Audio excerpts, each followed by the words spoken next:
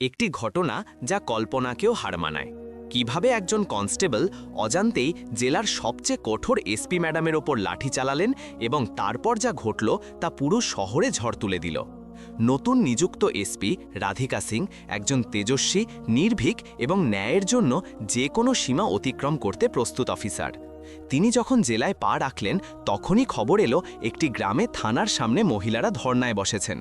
অভিযোগ, গ্রামের 4 জন দুষ্কৃতী প্রকাশ্যে গুন্ডাগিরি করছে, মহিলাদের উত্ত্যক্ত করছে, কিন্তু পুলিশ নীরব। রাধিকা কাউকে কিছু না জানিয়ে সাধারণ পোশাকে গ্রামে পৌঁছলেন এবং ধর্নায় বসা মহিলাদের মাঝে নিঃশব্দে মিশে গেলেন। কেউ জানত না তাদের পাশে বসা এই সাধারণ মহিলাই জেলার সবচেয়ে বড় অফিসার। এক বৃদ্ধা কান্নায় ভেঙে পড়ে বললেন, বেটি, এখন মেয়েদের বাইরে পাঠাতে ভয় লাগে, গুন্ডারা প্রকাশ্যে উত্ত্যক্ত করে আর পুলিশ বলে প্রমাণ নেই। রাধিকার চোখ জ্বলে উঠল। তিনি বুঝলেন পুলিশ নিজেই টাকার কাছে বিকিয়ে গেছে। ঠিক তখনই থানা থেকে পুলিশের দল বেরিয়ে এলো, সঙ্গে সেই দুষ্কৃতীরাও হাসি মুখে। এক কনস্টেবল রাধিকার ওপর লাঠি চালালো এবং তারপর যা ঘটল তা কৃষ্ণপুরের ইতিহাসে সোনার অক্ষরে লেখা হয়ে গেল। এই গল্পের পুরো সত্যিটা জানতে পড়ুন এই অবিশ্বাস্য ঘটনা, যা আপনার মন কাঁপিয়ে দেবে। কৃষ্ণপুর জেলা নামে যতটা শান্ত, বাস্তবে ততটাই অশান্ত। বাইরে থেকে সবকিছু ঠিকঠাক মনে হলেও এই শান্তির নিচে ভয়ের এক অদৃশ্য স্রোত বইত। এই জেলাতেই নতুন এসপি হিসেবে নিযুক্ত হলেন রাধিকা সিং। তার নাম ছিল সাধারণ, কিন্তু তার কাজ ছিল অসাধারণ। পুলিশ বিভাগে তার নামে অপরাধীদের মধ্যে আতঙ্ক ছিল। তিনি ছিলেন অপরাধীদের জন্য যমদূত এবং জুনিয়র অফিসারদের জন্য একজন কঠোর কিন্তু সৎ শিক্ষক। তার বয়স ছিল প্রায় 30 থেকে 32 বছর, কিন্তু তার চোখে এমন গভীরতা ও দৃঢ়তা ছিল যা বড় বড় অফিসারদের মধ্যেও বিরল। রাধিকা অফিসে যোগ দিলেন, ফাইল পরীক্ষা করলেন, পুরনো মামলাগুলো বুঝলেন, জেলার মানচিত্র মনের মধ্যে এঁকে নিলেন। সবকিছু স্বাভাবিকভাবে চলছিল, যতক্ষণ না তার সামনে একটি মোটা ফাইল এলো। ফাইলটিতে ধুলো জমেছিল। গ্রামের নাম ছিল বিষ্ণুপুর। অভিযোগ ছিল একই, যা গত 6 মাসে প্রায় 20 বার দায়ের হয়েছিল। অভিযোগকারীরা ছিলেন গ্রামের মহিলারা, আর অভিযুক্ত ছিলেন গ্রামের 4 জন যুবক, রমেশ, প্রকাশ, মন্টু এবং রাজু। এই 4 জন নিজেদের গ্রামের দাদা মনে করত। তাদের বিরুদ্ধে অভিযোগ ছিল ইফটিজিং, জোরপূর্বক টাকা আদায়, মহিলাদের প্রতি অশালীন মন্তব্য এবং প্রতিবাদ করলে পরিবারের সদস্যদের হুমকি দেওয়া। প্রতিটি অভিযোগের নিচে একই মন্তব্য লেখা ছিল, তদন্ত করা হয়েছে, কোনো পাকা প্রমাণ পাওয়া যায়নি, মামলা বন্ধ। রাধিকা মাথায় হাত রাখলেন। 6 মাসে 20টি অভিযোগ আর একটাও প্রমাণ নেই, এ কিভাবে সম্ভব? তিনি তার পিএকে ডাকলেন। বর্মন, বিষ্ণুপুর থানার ইন্সপেক্টরকে। Madam, inspector Keshab Singh. তাকে ডাকো। 1 ঘন্টার মধ্যে ইন্সপেক্টর কেশব সিং একটি বড় ভুঁড়ি নিয়ে হাজির হলেন। তার পোশাকে ভাঁজ ছিল এবং মুখে এক অদ্ভুত তৈলাক্ত ভাব। এসেই সে জোরে স্যালুট মারল, জয় হিন্দ ম্যাডাম। রাধিকা ফাইলটি তার দিকে ঠেলে দিলেন। এটা কি? কেশব সিং ফাইলটি দেখলেন। তার মুখের রং সামান্য বদলালো, কিন্তু সে নিজেকে সামলে নিল। ম্যাডাম, এগুলো গ্রামের কিছু মহিলার কীর্তি। নিজেদের মধ্যে ঝগড়া করে এই বেচারা ছেলেদের নাম জড়িয়ে দেয়। কোনো প্রমাণ নেই ম্যাডাম, আমরা অনেকবার তদন্ত করেছি। বেচারা ছেলেরা? রাধিকার একটি ভ্রু উঠে গেল। ইন্সপেক্টর, একই ধরনের 20টি অভিযোগ? পুরো গ্রাম মিথ্যা বলছে, আর শুধু এই 4 জনই বেচারা? ম্যাডাম, আপনি তো জানেন গ্রামের রাজনীতি, এসব শুধু হাওয়া। কেশব সিং উদাসীনভাবে বললেন, যেন একটি শিশুকে বোঝাচ্ছেন। রাধিকার রাগ হচ্ছিল, কিন্তু তিনি তা প্রকাশ করলেন না। তার মাথার শিরাগুলো দপদপ করছিল। তিনি বুঝলেন এই ইন্সপেক্টর টাকার কাছে বিকিয়ে গেছে। তার সঙ্গে কথা বলে কোনো লাভ নেই। ঠিক আছে ইন্সপেক্টর, আপনি যেতে পারেন, এই মামলাটা আমি নিজে দেখব। কেশব সিংয়ের মুখে একটি অহংকারী হাসি ফুটল। সে ভাবল, নতুন এসেছে, 2-4 দিন তেজ দেখাবে, তারপর ঠান্ডা হয়ে যাবে। সে স্যালিউট মেরে চলে গেল। তার চলে যাওয়ার পর রাধিকা চেয়ারে বসে রইলেন। তার চোখ বন্ধ ছিল, কিন্তু মন ঝড়ের মতো চলছিল। তিনি জানতেন যদি তিনি উর্দি পরে গ্রামে যান, তবে তাকে শুধু সেই জিনিসই দেখানো হবে যা পুলিশ দেখাতে চায়। সত্যের ওপর চুনকাম করা হবে না, তাকে সত্যিটা নিজের চোখে দেখতে হবে, ভুক্তভোগীদের মুখ থেকে শুনতে হবে। তিনি একটি সিদ্ধান্ত নিলেন, একটি বিপজ্জনক কিন্তু প্রয়োজনীয় সিদ্ধান্ত। তিনি নিজের আলমারি থেকে একটি পুরনো সাধারণ সুতির শাড়ি বের করলেন, যা তিনি কখনো পরেননি। তিনি নিজের সার্ভিস রিভলভার লকারে রাখলেন এবং ড্রাইভারকে ছুটি দিলেন। আজ এসপি রাধিকা সিং কৃষ্ণপুরের রাস্তায় নয়, বিষ্ণুপুরের ধুলোমাখা পথে একজন সাধারণ মহিলা হয়ে নামবেন। পরের দিন সকালে যখন সূর্য তখনও পুরোপুরি ওঠেনি, একটি জরাজীর্ণ বাস বিষ্ণুপুরের বাসস্টপে থামল। তা থেকে কিছু মহিলা, কিছু কৃষক নামলেন, আর তাদের সঙ্গে নামলেন একজন সাধারণ দেখতে মহিলা। সুতির শাড়ি, পায়ে হাওয়াই চটি, চেহারায় সামান্য ঘাবড়ে যাওয়া ভাব এবং চোখে এক অজানা অনুসন্ধান। তিনি ছিলেন রাধিকা সিং। তিনি গ্রামে পা রাখলেন। সকালের সময় ছিল, মহিলারা বাড়ির বাইরে কাজ করছিলেন, শিশুরা খেলছিল। পরিবেশ শান্ত মনে হলেও এই শান্তির মধ্যে এক অদ্ভুত ভয় মিশেছিল। মহিলারা একে অপরের সঙ্গে কথা বলছিলেন, কিন্তু তাদের চোখ বারবার রাস্তার দিকে ঘুরছিল, যেন তারা কারোর জন্য অপেক্ষা করছেন বা কাউকে ভয় পাচ্ছেন। রাধিকা একজন বৃদ্ধা দিদিমার কাছে গিয়ে জিজ্ঞেস করলেন, দিদিমা, এই পুলিশ থানাটা কোথায়? বৃদ্ধা তাকে মাথা থেকে পা পর্যন্ত দেখলেন। তারপর একটি ভাঙাচোরা বাড়ির দিকে ইশারা করলেন। ওই তো, কিন্তু বেটি, সেখানে গিয়ে কি করবি? ওখানে কোনো শুনানি হয় না। কেন দিদিমা? রাধিকা সরলভাবে জিজ্ঞেস করলেন। ওখানে ইনসাফ বিক্রি হয় না বেটি, শুধু তারিখ মেলে। দিদিমার কণ্ঠে ছিল বছরের পর বছর ধরে জমে থাকা অসহায়তা। রাধিকা তাকে ধন্যবাদ জানিয়ে থানার দিকে হাঁটতে শুরু করলেন। তিনি যেমনটা ভেবেছিলেন, থানার বাইরে একটি বটগাছের নিচে 10 থেকে 15 জন মহিলা চুপচাপ বসেছিলেন। তারা ধর্ণা দিচ্ছিলেন, কিন্তু তাদের ধর্ণায় কোনো হট্টগোল বা স্লোগান ছিল না। ছিল শুধু একটি নীরব প্রতিবাদ, একটি নিঃশব্দ আর্তনাদ, যা হয়তো বধির ব্যবস্থার কাছে পৌঁছতেই পারছিল না। রাধিকা ধীরে ধীরে তাদের দিকে এগিয়ে গেলেন এবং কিছু না বলে এক কোণে তাদের সঙ্গে মাটিতে বসে পড়লেন। মহিলারা তাকে অচেনা দৃষ্টিতে দেখলেন, কিন্তু কেউ কিছু জিজ্ঞেস করলেন না। হয়তো ভাবলেন এও কোনো দুঃখী মানুষ। ঘণ্টার পর ঘণ্টা কেটে গেল। রোদ তীব্র হল। রাধিকার মুখ ঘামে ভিজে গেল, গলা শুকিয়ে গেল, কিন্তু তিনি বসে রইলেন। তিনি তাদের নীরবতা অনুভব করছিলেন। তিনি সেই যন্ত্রণা বুঝতে পারছিলেন যা মহিলাদের চোখে স্পষ্ট ছিল। ঠিক তখনই তার পাশে বসা এক বৃদ্ধা, যার নাম সম্ভবত লক্ষ্মী দেবী, ফুঁপিয়ে কাঁদতে শুরু করলেন। তার কান্না দেখে অন্য মহিলারাও ফুঁপিয়ে উঠলেন। পরিবেশ এত ভারী হয়ে গেল যে পাথরও গলে যেতে পারে। রাধিকা সাহস করে লক্ষ্মী দেবীর কাঁধে হাত রাখলেন। কি হয়েছে দিদিমা, কাঁদছেন কেন? লক্ষ্মী দেবী অশ্রুসিক্ত চোখে রাধিকার দিকে তাকালেন। তার মুখ কুঁচকে গিয়েছিল, আর প্রতিটি কুঁচকানো রেখায় একটি গল্প লুকিয়েছিল। কি বলবো বেটি? তিনি কাঁদতে কাঁদতে বললেন, এখন তো নিজের নাতনিকে বাড়ি থেকে বাইরে পাঠাতে ভয় লাগে। স্কুলে যায় তো বুক কেঁপে ওঠে। ওই 4 শয়তান রমেশ আর তার বন্ধুরা রাস্তায় দাঁড়িয়ে থাকে, তাকিয়ে থাকে, নোংরা গান গায়, কখনো কখনো সাইকেল থামিয়ে দেয়। আরেকজন মহিলা বললেন, হ্যাঁ বোন, আমার মেয়ে তো কলেজে যাওয়া ছেড়ে দিয়েছে। বলে, মা, আমি এসব সহ্য করতে পারি না। তাদের চোখ এমন যেন শরীরকে চিরে দেবে। লক্ষ্মী দেবী আরও বললেন, আমরা পুলিশের কাছে যাই। ওই দারোগা কেশব সিং বলে, প্রমাণ আনো। কেউ দেখেছে, ভিডিও করেছে? আরে, কোনো শরীফ ঘরের মেয়ে নিজের ইজ্জতের ভিডিও কি করে বানাবে? আর যদি কোনো পুরুষ দেখেও, তবে ওই গুন্ডাদের ভয়ে কেউ সাক্ষ্য দিতে রাজি হয় না। রাধিকার রক্ত ফুটছিল। তার মন চাইছিল এখনই উঠে থানায় ঢুকে ইন্সপেক্টর কেশব সিংয়ের কলার ধরে টান দেন, কিন্তু তিনি নিজেকে শান্ত রাখলেন। এখন তিনি এসপি নন, একজন সাধারণ মহিলা। আমাদের চিৎকারেরও দাম লেগেছে বেটি, লক্ষ্মী দেবী শাড়ির আঁচল দিয়ে চোখ মুছতে মুছতে বললেন। ওই গুন্ডারা প্রকাশ্যে বলে, পুলিশ আমাদের পকেটে, আমাদের কেউ কিছু করতে পারবে না। ঠিক তখনই রাধিকা এমন কিছু দেখলেন যা লক্ষ্মীদেবীর প্রতিটি কথায় সত্যির শিলমোহর দিল। গ্রামের মোড় থেকে 4 জন ছেলে বাইকে আসতে দেখা গেল। সেই রমেশ আর তার গ্যাং। তারা বাইকগুলো থানা থেকে কিছুটা দূরে থামালো। তারা ধর্নায় বসা মহিলাদের দেখে হাসছিল, নোংরা ইশারা করছিল। তাদের আত্মবিশ্বাস দেখার মতো ছিল। তাদের কোনো ভয় ছিল না। রাধিকা তাদের চোখে তাকালেন। তাদের মধ্যে কোনো অনুশোচনা ছিল না, কোনো ভয় ছিল না। ছিল শুধু তাদের শক্তির, টাকার এবং সেই উর্দির অহংকার যা তাদের রক্ষা করছিল। রাধিকা মনে মনে বললেন, পুলিশ তাদের গ্রেপ্তার করবেই বা কি করে, যখন পুলিশ নিজেই তাদের টাকায় বিকিয়ে গেছে। তার চোখ রাগে লাল হয়ে উঠেছিল। তার শান্ত মুখটি এক আগ্নেয়গিরির মতো হয়ে গিয়েছিল, যা ফেটে পড়ার অপেক্ষায় ছিল। তিনি সিদ্ধান্ত নিলেন, আজ এই জায়গায়, এই মুহূর্তেই ন্যায় বিচার হবে, আর সেই ন্যায় তিনি নিজেই করবেন। রমেশ এবং তার বন্ধুরা তখনও মহিলাদের দেখে হাসছিল। ঠিক তখনই থানার দরজা খুলল এবং যে দৃশ্য সামনে এলো তা দেখে রাধিকার শরীরে রক্ত জমে গেল। ইন্সপেক্টর কেশব সিং বাইরে বেরিয়ে এলেন, আর তার সঙ্গে হাসতে হাসতে খিলখিল করে বেরিয়ে এলো সেই 4 জন দুষ্কৃতী। মনে হচ্ছিল তারা থানায় অভিযোগ শুনতে নয় বরং চা নাস্তা করতে গিয়েছিল। কেশব সিংয়ের হাত রমেশের কাঁধে ছিল, যেন সে তার কোনো পুরনো বন্ধু। এটা কেবল উদাসীনতা ছিল না, এটা ছিল আইনের প্রকাশ্য উপহাস।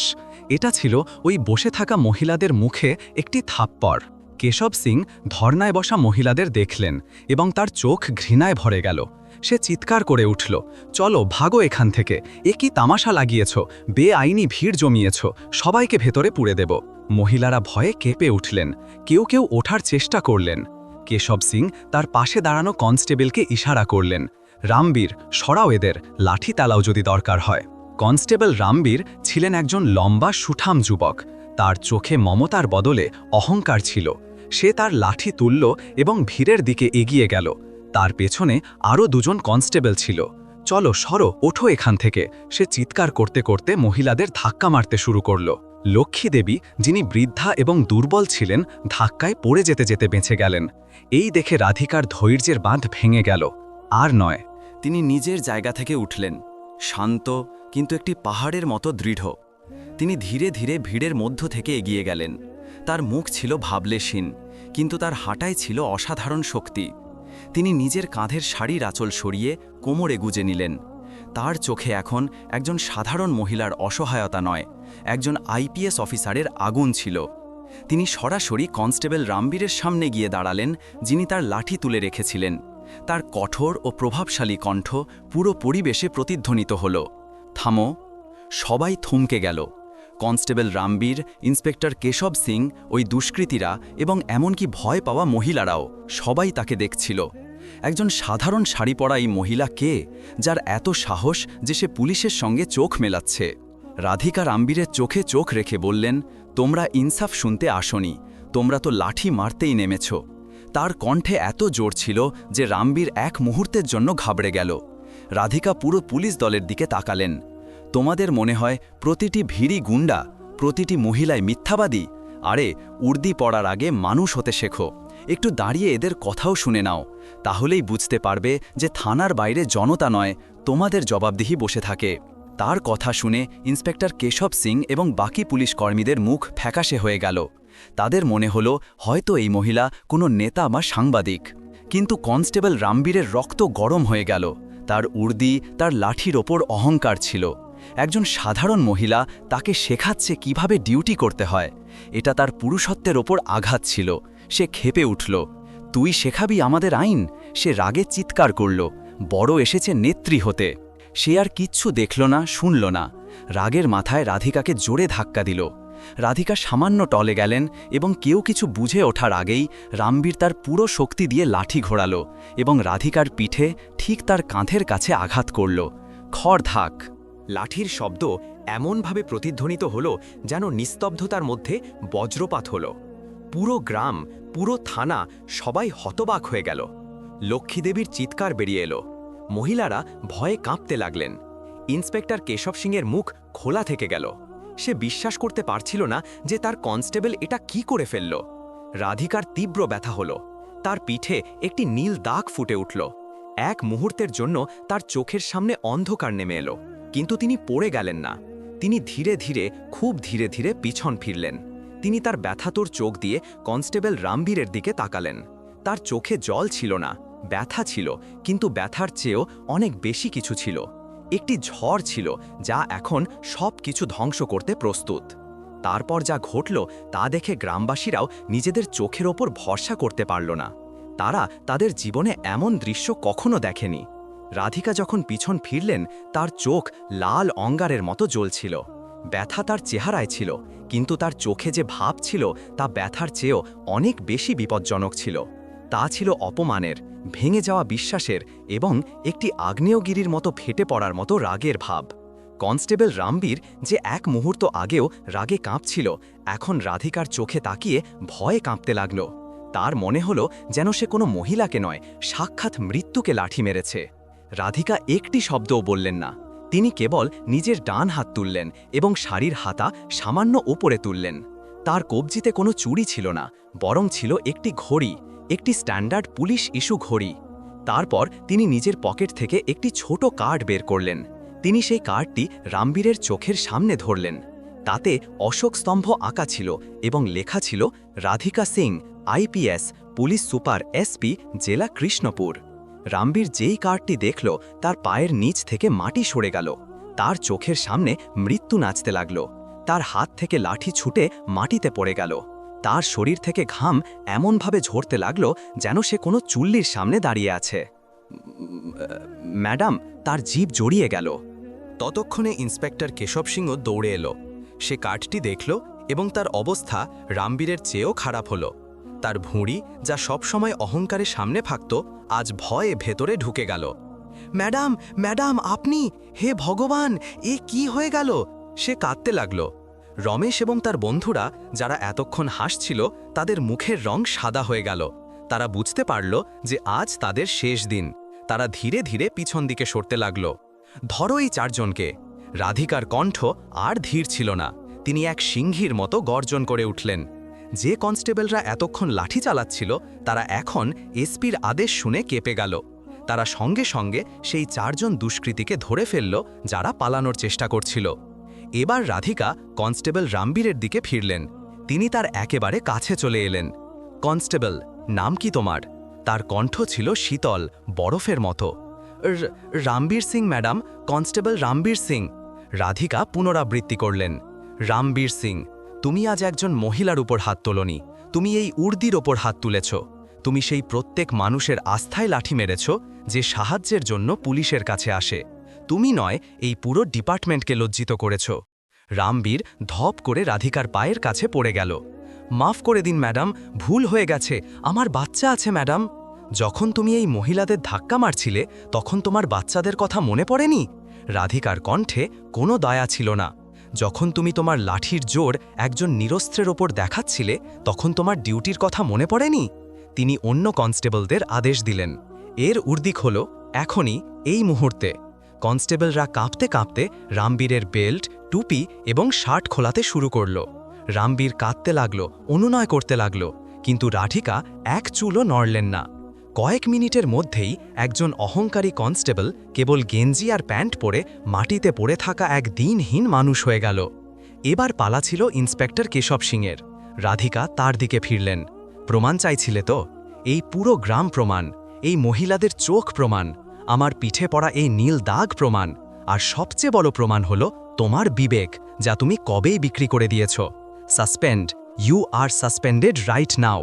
তোমার বিরুদ্ধে ডিপার্টমেন্টাল ইনকোয়ারি হবে, আর আমি ব্যক্তিগতভাবে দেখব যে তোমার মতো লোকেরা যেন আর কখনো এই উর্দি পড়ার যোগ্য না হয়।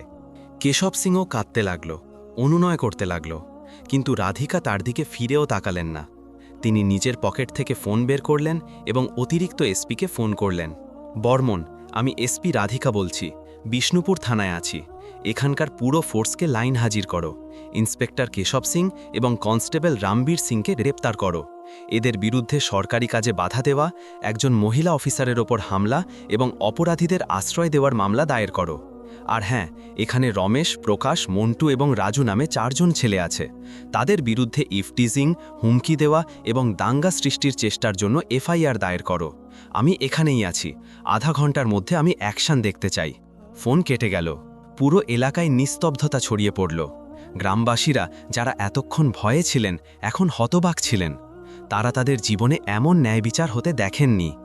যে মহিলাকে তারা একজন সাধারণ দুঃখী মানুষ ভাবছিলেন, তিনি তো ন্যায়ের দেবী হয়ে এলেন। লক্ষ্মী দেবী ধীরে ধীরে রাধিকার কাছে এলেন। তার চোখে জল ছিল, কিন্তু তা অসহায়তার নয়, আনন্দের ছিল। তিনি কাঁপতে কাঁপতে হাত দিয়ে রাধিকার কাঁধ স্পর্শ করার চেষ্টা করলেন, যেখানে লাঠি লেগেছিল। বেটি, ব্যথা হচ্ছে? তার কণ্ঠে ছিল মায়ের মমতা। রাধিকা নিজের রাগ এক মুহূর্তে সামলে নিলেন। তিনি লক্ষ্মীদেবীর হাত জড়লেন এবং হাসলেন। একটি ব্যথাতুর হাসি নয়। না দিদিমা, তিনি বললেন, এই ব্যথা কিছুই নয়। আসল ব্যথা তো সেটা যা আপনারা এতদিন সহ্য করেছেন। আজ সেই ব্যথা শেষ হয়েছে। এখন থেকে এই গ্রামের কোনো মেয়ে ভয়ের মধ্যে বাঁচবে না, এটা আমার প্রতিশ্রুতি। আধা ঘন্টার মধ্যে জেলা থেকে পুলিশের নতুন দল এলো। রামবীর এবং কেশব সিংকে হ্যান্ডকাফ পরিয়ে নিয়ে যাওয়া হলো। 4 জন দুষ্কৃতীকে হাজতে বন্ধ করা হলো। রাধিকা গ্রামের সব মহিলাদের থানার ভেতরে ডাকলেন। তিনি নিজে বসে তাদের অভিযোগ লিখলেন। একটি একটি করে বিবরণ, একটি একটি করে ঘটনা। তিনি তাদের ভরসা দিলেন যে এখন আর ভয়ের কিছু নেই। যখন রাধিকা তার গাড়িতে বসার জন্য প্রস্তুত হলেন তখন পুরো গ্রাম তাকে সম্মান জানাচ্ছিল। মহিলাদের চোখে তার জন্য পূজার ভাব ছিল, শিশুদের চোখে ছিল এক নতুন আশা। গাড়ি চলতে শুরু করল। রাধিকা জানালা দিয়ে বাইরে দেখলেন লক্ষ্মীদেবী এবং বাকি মহিলারা হাত জোড় করে দাঁড়িয়েছিলেন। তাদের চোখে ছিল কৃতজ্ঞতার অশ্রু। রাধিকা নিজের পিঠে হাত বোলালেন। ব্যথা তখনও ছিল, একটি তীব্র জ্বালা করছিল, কিন্তু এই ব্যথার মধ্যেও এক অদ্ভুত শান্তি ছিল। এই ব্যথা ছিল একজন ঊর্ধ্বধারীর কর্তব্য পালনের ব্যথা। এই ব্যথা ছিল এই কথার প্রমাণ যে যখন ব্যবস্থা পচতে শুরু করে তখন কারো একজনকে উঠে দাঁড়িয়ে সেটা পরিষ্কার করার সাহস দেখাতে হয়, ভলেই তার মূল্য যাই দিতে হোক। কৃষ্ণপুর জেলায় সেই দিনের পর অনেক কিছু বদলে গেল। বিষ্ণুপুরের গল্প প্রতিটি থানায়, প্রতিটি গ্রামে ছড়িয়ে গেল। অপরাধীদের মধ্যে ভয় ছড়ালো এবং সাধারণ মানুষের মধ্যে এক নতুন ভরসা জাগল। কারণ এখন তারা জানত যে তাদের একজন ক্যাপ্টেন আছেন, যিনি ন্যায়ের জন্য শুধু ফাইল পড়েন না, বরং সাধারণ মহিলা সেজে তাদের মধ্যে বসেন, তাদের যন্ত্রণা অনুভব করেন এবং প্রয়োজনে নিজের কাঁধে লাঠির আঘাতও সহ্য করেন। তো বন্ধুরা, আজ এই পর্যন্তই। এই গল্প কেমন লাগলো? যদি ভালো লেগে থাকে তাহলে একটা লাইক করতে ভুলবেন না এবং আমাদের চ্যানেলটি সাবস্ক্রাইব করবেন। কমেন্ট লিখতে ভুলবেন না। চলুন আরও একটি নতুন গল্পে আবার দেখা হবে। ততক্ষণ পর্যন্ত ধন্যবাদ।